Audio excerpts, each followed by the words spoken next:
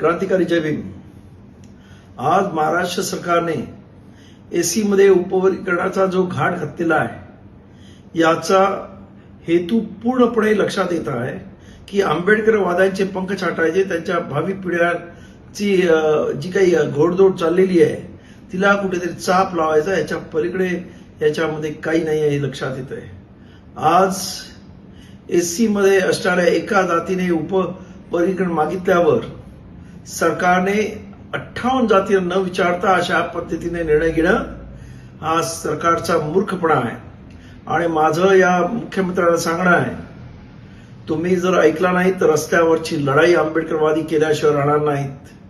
आम्हाला कोणाच्या विरुद्ध लढायचं नाही, परंतु आम्हाला माहिती आहे की तुम्ही ज्या पद्धतीने जातीमध्ये भांडण लावतात ते अत्यंत दुर्दैवी आहे।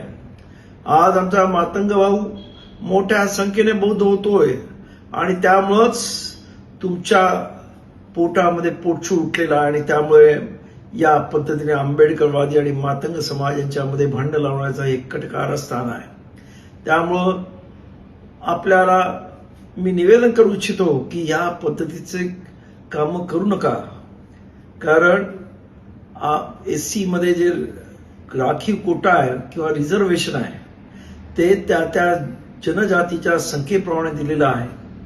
आज ज्यांची जेवढी संख्या असेल तेवढ्या प्रमाणामध्ये रिझर्वेशन द्यायचा जो बाबासाहेब आंबेडकरांनी संविधानामध्ये घेतलेला निर्णय आहे त्याला कुठेतरी काटछा लावण्याचा, त्याच पद्धतीनं सुप्रीम कोर्टाने 2 महिन्यापूर्वी दिलेला जो निर्णय आहे मार्च मध्ये, त्याच्या विरुद्ध जाऊन कॅबिनेटमध्ये एससी मधल्या मुलांना ओपन मध्ये जरी तो मेरिट मध्ये असेल तरी त्याला सिलेक्शन न करण्याचा जो निर्णय आपण घेतलेला आहे तो पूर्णपणे सुप्रीम कोर्टाच्या निर्णयाविरुद्ध आहे आणि कायद्याच्या विरुद्ध सुद्धा आहे।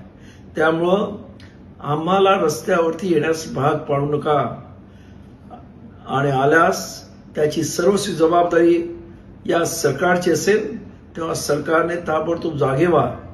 आंबेडकरवादी आज तुम्हाला वाटत असेल की आपण आंबेडकरवाद्यांना फोडलंय व आंबेडकरवाद्यांना झोपवलंय, तशी परिस्थिती नाही। आंबेडकरवादी आज सुद्धा रस्त्यावरती उतरण्यास तयार आहेत, उद्याही होते आणि कालही होते।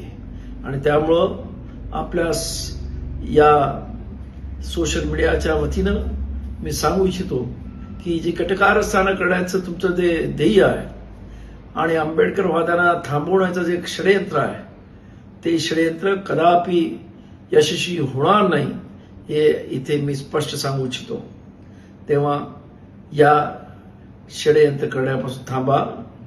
हे तुम्ही कपटकारस्थानं करण्याचा आंबेडकरवादाविरुद्ध चालवलेला हा डाव आहे तो ताबडतोब थांबवा असं माझं आव्हान आहे। आणि आंबेडकरवाद्यांनो जर जरूरत लागली तर रस्त्यावरती आपल्याला आंदोलन करण्याची आणि रस्त्यावरची लढाई करण्याची तयारी ठेवा।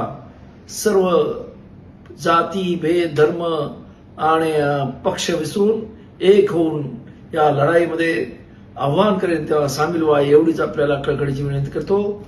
धन्यवाद। जय भीम।